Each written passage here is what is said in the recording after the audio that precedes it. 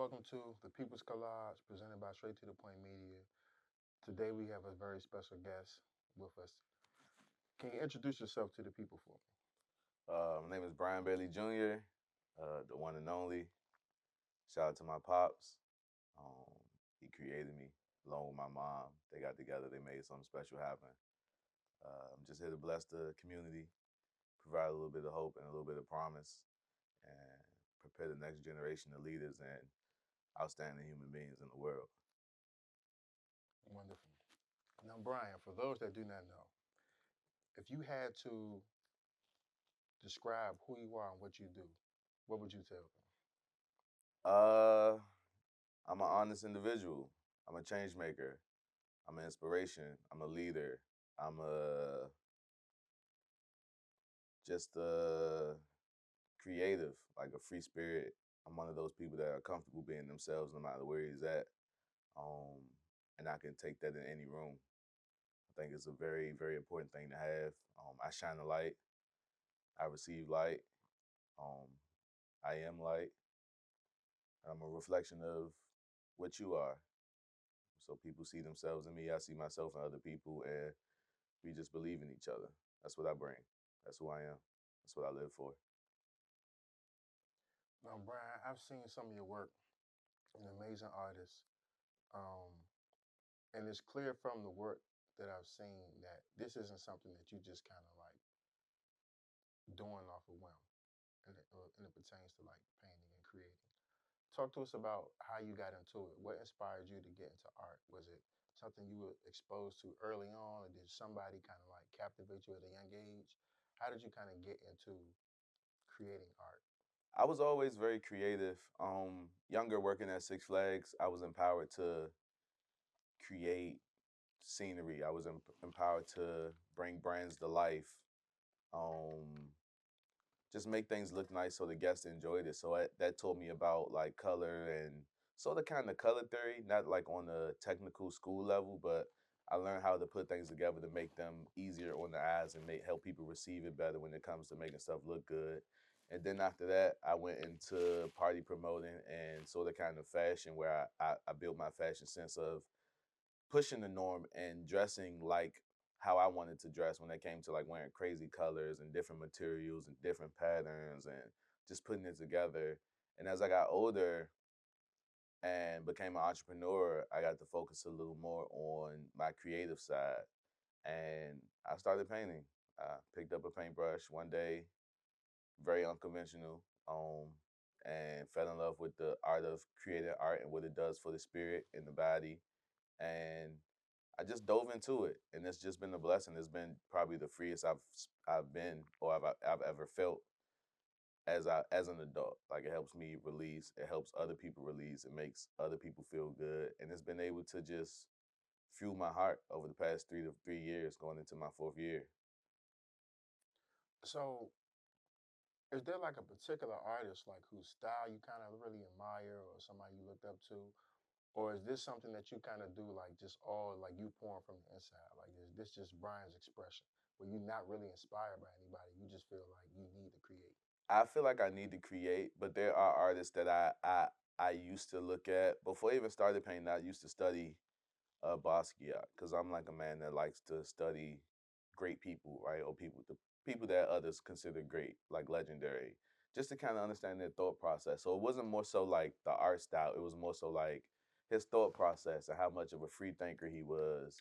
Along with Keith Haring too, they kind of did what they wanted to do when they wanted to do it. They didn't care about the trouble they would get in, the consequences and stuff like that. They were just them unapologetically, and they just moved around town, did what they wanted to do, have fun, and they chill with like-minded people, and they created where they wanted to create too. And I feel like having that as a person, one is a great thing, but then having that also as an artist and being balanced and being a human as well is just an amazing trait to have. So I was just thankful enough that even before I knew that I would be into art, I studied those people, especially Basquiat, because he's like one of the greatest to ever do it critically, like acclaimed like by the art world. So just watching him move around, watching him admire other artists and treat other people with respect, and then also stand 10 toes when it came to his artwork and doing what he wanted to do and telling people off when he wasn't feeling it, or just being him. I like to embody something like that. I like to like live through, or have that live through me as an artist and as a person. Just being able to be comfortable being you and doing what you want. And if people don't understand it, you don't gotta cuss them out or be rude to them. Just let them know it's not for you, and that's okay. What's like the ideal environment? Like for you to create what you create, what's like the ideal environment? What do you need to kind of like thrive and make sure that you're making the best product as far as it comes to like art? I got that energy. Like I provide myself that energy. Um, I could sit down in the house by myself, in the studio by myself, and just go at it. Like come up with ideas on my own. It's always good to be around other creatives too, because they pour into you as well. Like I've had situations where I was working on work, and one of my artist homies was chilling with me in the studio or in the space, and they like, man, you should try this or add to this. I'm a student at the end of the day. So like if somebody I know got some more knowledge than me, I'ma listen, because I don't have that technical training when it comes to art. I'm self taught, like heavy YouTube university, barely even that. So just being able to just be in the space, I could create wherever I'm at. I got markers on me right now because I was hoping I was going to fall into something to where I could paint or create. So just being able, I think I trained myself to just be able to create. So I don't really, even in the worst situations, like I had a studio at one point where I didn't have access to the studio 24 hours. I would have to call somebody to let me in and then wait for them to get there. It didn't have a bathroom in it, so I would either have to hold my piss or I would have to go outside and pee out in the corner somewhere. You know what I'm saying? Just being able to create in those situations where the normal person would be like, "Man, I ain't dealing with this." Nah, man, we here for the art, and that's when passion comes into play. Like it's just, I can create whatever, whenever, wherever. As long as I feel like it. If I don't feel like it, I'm not going to do it. I don't care what the situation is. Do you think that gives you kind of like more confidence than someone who may have been traditionally trained like in art? The fact that you kind of like you're able to develop and create so many amazing things like on your own, like by you finding the information and like translating it. Does that give you more confidence? Uh, that's the last thing I need is more confidence. Um, I think I think it makes it fun for me. It makes it fun for me because I situations where I could just create on the whim, if somebody asks me to create on the whim, I look at it as a challenge. And the only thing that I admire more than my ability to create is my ability to perform when I'm challenged. Like I literally could be in the worst situation to create and be like, nah, you got it. And just take it as a challenge and just work my way through it and then create like a masterpiece on the spot that'll sell on the spot at like an auction or something like that. So it helps me realize that I really do got the juice. Like I know I got the juice, but it's like situations where I'm put in a position to do something and it all works out and everybody loves it and it's amazing. It just further reassures me that I'm where I'm supposed to be. Although I know that it just feels good to live in those. I'm living in these moments as they're happening instead of just like having them happen and be like, oh, that happened. It's cool. I'm learning how to live in the moment and accept it and embrace it too and celebrate it. Literally celebrate it. So, as a creative, um, and this is something I think a lot of creators might deal with. And in terms of as it relates to your personal life, how does the process of creating? Because a lot of times people have particular processes, particular things they have to do. Some people remove themselves from certain energies and environments. How does the you being a creator impact like your personal relationships with family, friends, romantic? How does that impact? Does it take it away? Does it add? Art is my personal life. So if anybody, I mean, not that you can ask around, but I mean, they know like if if I want to create and somebody else wants to do something else, Brian's gonna be in the studio. He's gonna be creating. Or if I want to sit down and I want to read a book about art or something like that, which I just got into, I'm gonna focus on that because I know I'm not where I want to be, and I know there's work to be done. If I like you, we gonna go out, we gonna chill, but I'm gonna find time to create, or I'm gonna be working on something. And it just takes a strong individual to kind of like wanna, or even pour into that. Like I admire people that pour into it more than they kind of try to like withdraw from it. Like we all love deposits, so if you putting something into that bank, it's gonna grow interest on you. And you know what interest do? It grows into more revenue. So if we looking at love and relationships like revenue, then you definitely want to deposit more than you withdraw. I be putting them together. Them bars be crazy. Oh my god! Like you watch me work through that just now, it literally made sense. Like put a deposit into your love life, man. Your interest will grow. You'll be able to make a withdrawal that you'll be able to finesse and make it work. So it's a real thing too, and I don't ever feel lonely because art is always there. So it's easy for me to kind of let people go. Like it's no, it sounds crazy to say, but it's like it's easy for me to let people go. Like I understand if it ain't gonna work. Like it's so I'm cool with that because I got art. Like that's my baby.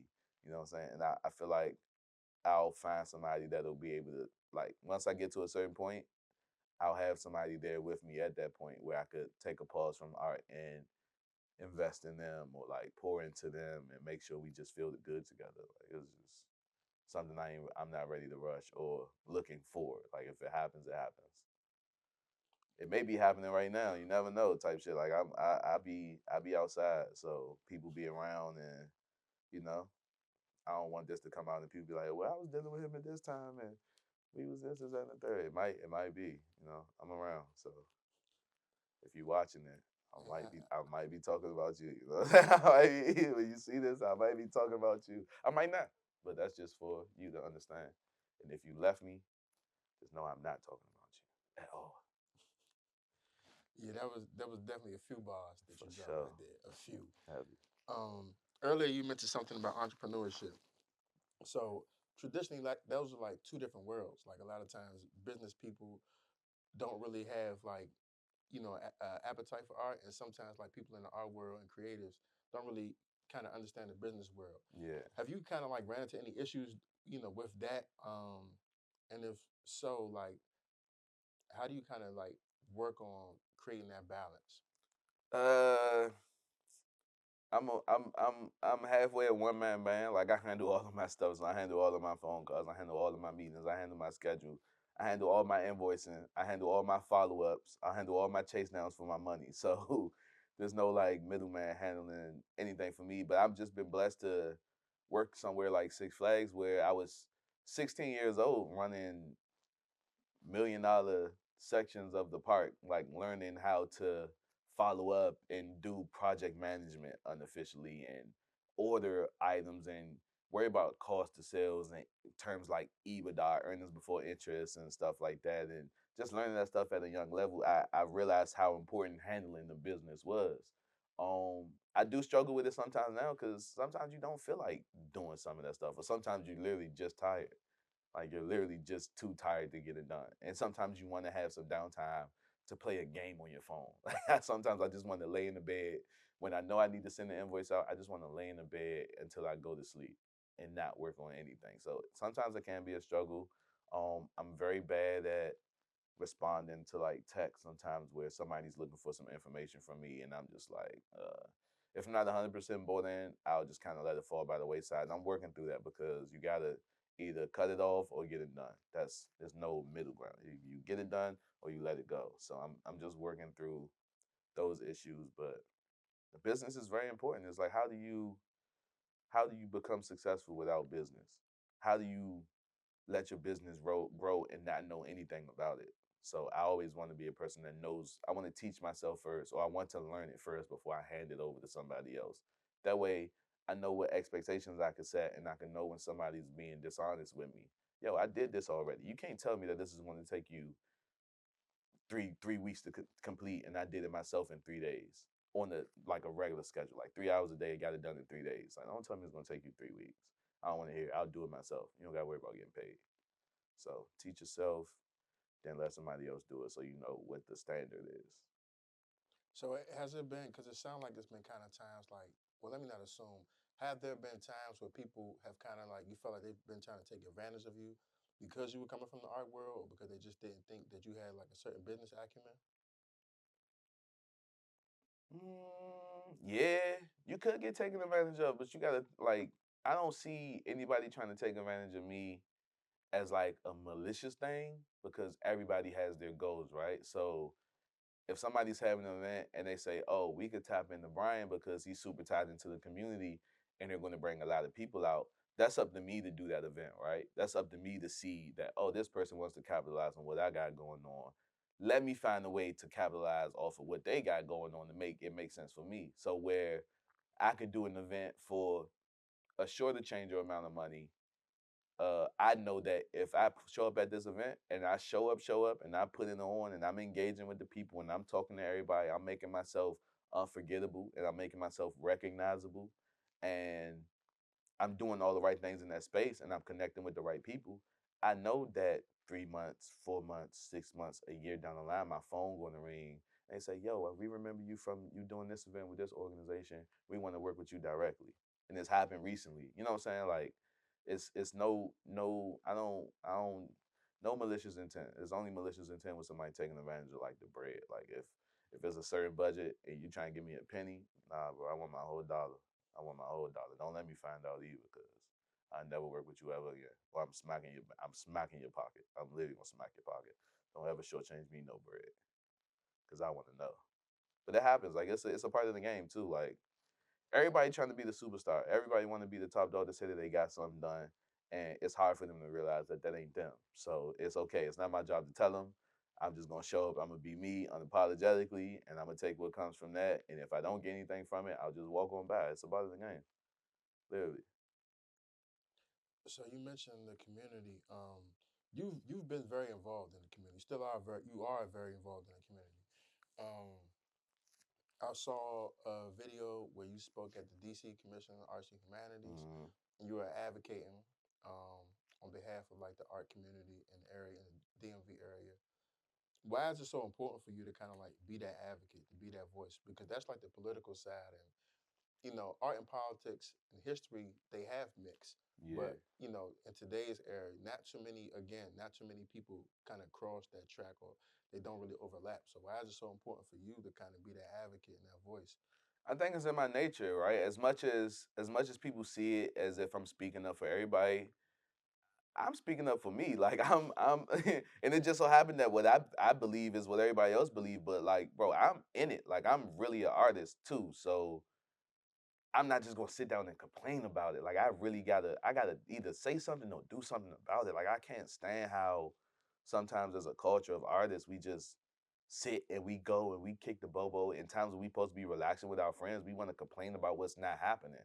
I'm one of them people that's gonna get up and go say something. And I'm good with taking them L's of saying something and rubbing somebody the wrong way and not being able to work with a certain organization. I'm all right with that because I'm growing and my emotion ain't gonna stop from not working with somebody. Um, I speak up for me, and it just so happens that all the other artists relate to it because I'm one of the real ones, and that shows that that's what I'm gonna do. A little less of it, like in the future, because I feel like I need to focus on me more. Like I feel like it goes underappreciated. And not that I need to be appreciated, but like, bro, I'm one man. If I'm sitting here arguing and yelling and saying pay the artists and make sure everybody get paid and pay people what they worth, and then you got artists that's like, yeah, Brian, we appreciate it. And then you go take pennies because you know what I'm saying? Like it's just I don't, I'm speaking up for me.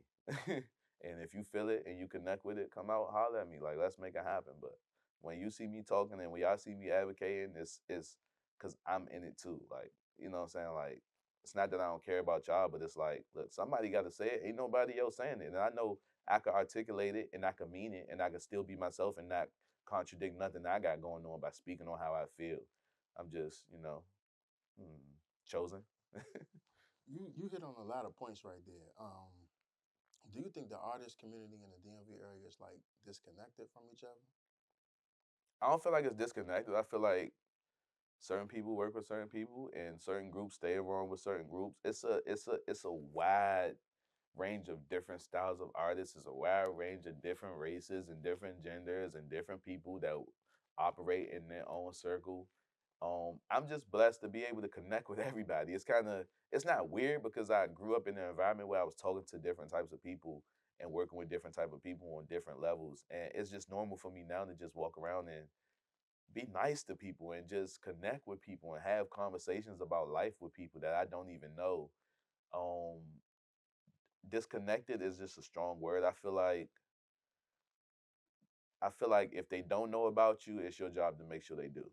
And if you're ever in a situation where you feel like people aren't recognizing you, then make yourself, make sure they can't miss you. It's not, like people have their own lives going on. So once you start focusing on who's not doing what with who, or who's not paying attention to you, you need to really look in the mirror and be like, man, am I working hard enough to be around all of these people? Like, am I coming through like I'm coming through and not questioning myself? Like a lot of artists question themselves and don't understand what vision they have before they want somebody to recognize them. And that's a little weird to me. Like just being real with yourself and be real with your friends too. Like let them know, like, look, this ain't it. People tell me all the time, bro, that ain't nah, bro. Slow down. Like you moving. I hear it rarely, but I don't think it's segregated. I feel like the older generation is the older generation. You got some people in the older generation that pour into the young generation, which I appreciate, and you got some people that don't care to even receive it, which is cool. But I'm an artist that I don't have to work with anybody. I don't have to be received by anybody. I had people tell me that they was going to show up with something for me and they was lying to me and they didn't show up and they didn't care to show up. They don't care if I'm in the room. They don't care to talk to me and they let it be known. And that's cool. I'm still going to captivate my audience and my people. Just don't bang my phone when you want to bang my phone and try to finesse and manipulate. I promise you, you'll be embarrassed. I'm going to come to your event and I'm going to make sure everybody know how you didn't believe in me. I'm going to say it on the microphone. And they be like, dang, you're really here? I'm like, yeah, this person literally was spending me for 3 months, 4 months, 2 years. They didn't believe in me. They didn't want to hear or talk to me. I'm going to make sure I say it. Literally. My PR would hate that, but it's the real deal. Like, I can't let somebody, you can't play with me for too long and then just think, oh, it's all peaches and cream. We want to either have that conversation off site or we want to have that conversation in front of everybody. So don't spin me. Tell me, keep it up front with me. I respect that more. Just say, hey, look, I ain't interested. All right, cool. That's a bet. Now, a lot of one thing that I think that some artists struggle with is like again to go back to the entrepreneurship. You have like such a clear understanding of like how that works, but that's not like a lot of artists. So like, Mm-hmm. what are some ways that for the artists that out there that are struggling to figure out how to monetize what they create? What would you tell them? Like, what are some ways that they can kind of like some lanes that they can kind of get in where they can make money from their work? I wouldn't even give nobody a lane, but people don't understand how important having a job is. Like, and you get a job and you work for an organization, you have to understand that it's a organization. They have steps in place for this place to be successful enough to hire you. Why not go to that job and want to learn that stuff? Because every organization has like those basic principles of how they get there, what they do, this is that and the third. So you can literally pull from that information and apply it to whatever you're doing. You can learn, you could look at the invoice sheet from your company of when they order stuff. Look at the invoice sheet and that's, oh, now I know how to build an invoice sheet. Simple stuff. Like pull from where you at. Like stop thinking that you need to have a mentor all the time because mentors are still trying to figure it out. Go to work and learn from your job. They paying you pennies already. You need to get more from them. They taking time out of your day. You need to take time from them. Like figure out how to learn from where you are and apply that to what you got going on. Sit in, go the extra mile, get promoted. You'll learn more. Like just go to work. Go to your job, bro. Like always tell people get a job. Like stop trying to be an entrepreneur and you don't got no skills. You don't even know the basics, bro. Go get a job. Learn the basics. Like sit down, sit at the desk, learn how to pick up the phone and talk to people. Learn the basics from your job and then scale up. Like, oh, I want to sit in on the budget meeting. Can I sit in on the budget meeting? You think a boss is gonna be like, nah, you can't sit in no budget meeting. Sit down in that budget meeting, shut up and listen. Put your context clues together. Learn what these terms mean. That way you can apply it to yourself. People just, oh, entrepreneur looks cool. It's the worst thing in the world. Being an entrepreneur, it's one of the worst, most stressful things in the world. Trying to figure out where I'm gonna pay my bills, how I'm gonna get this check. What's the next check coming in? What's the next check coming in? And then you still got to work on your craft and build something that people can buy and build something that people can believe in, bro. Go get a job.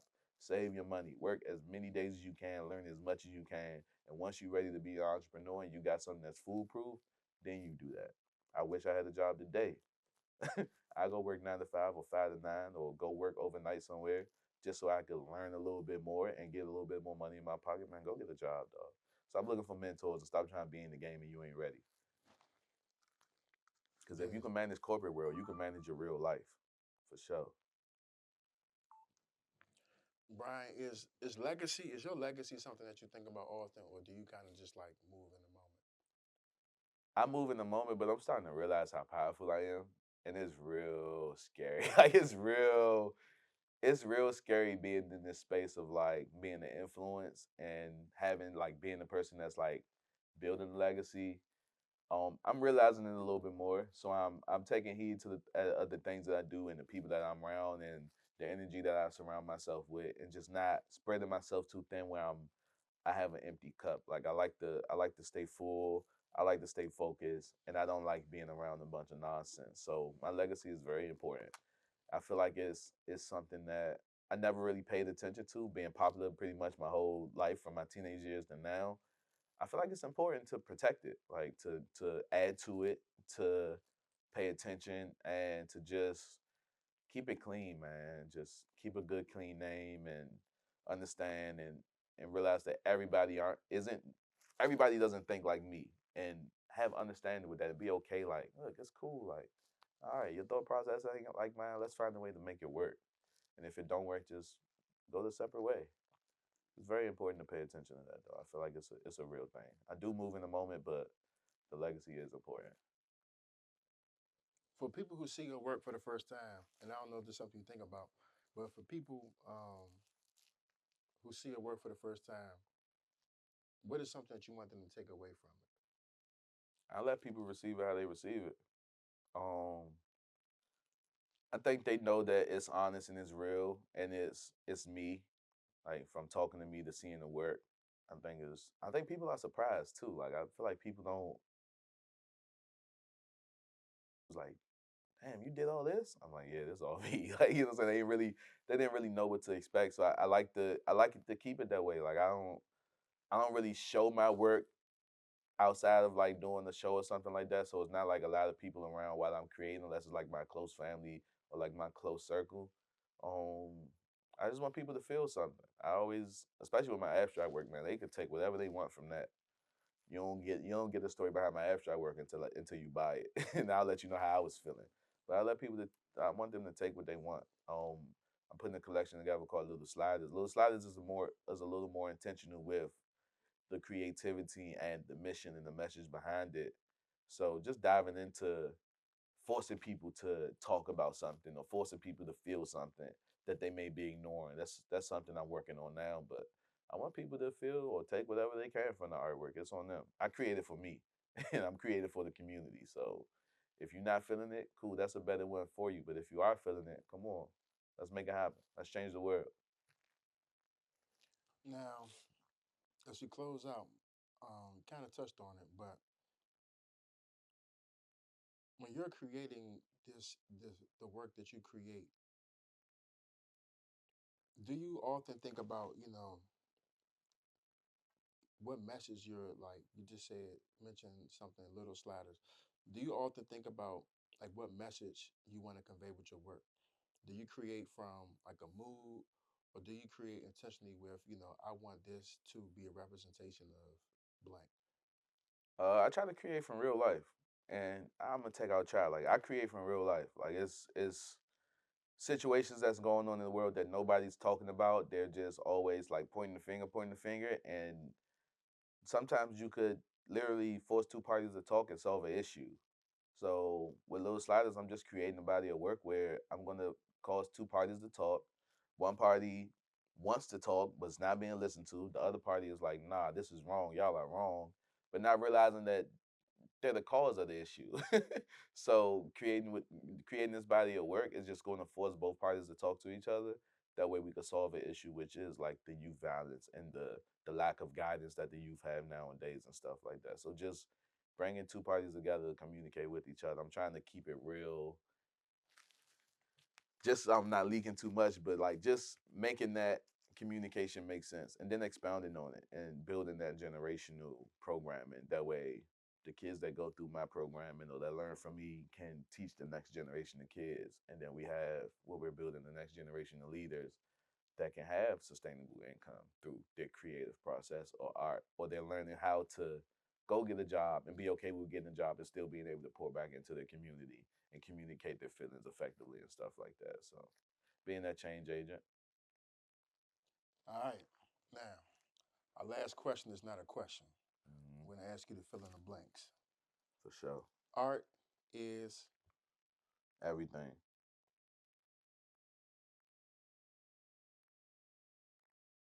You need more words?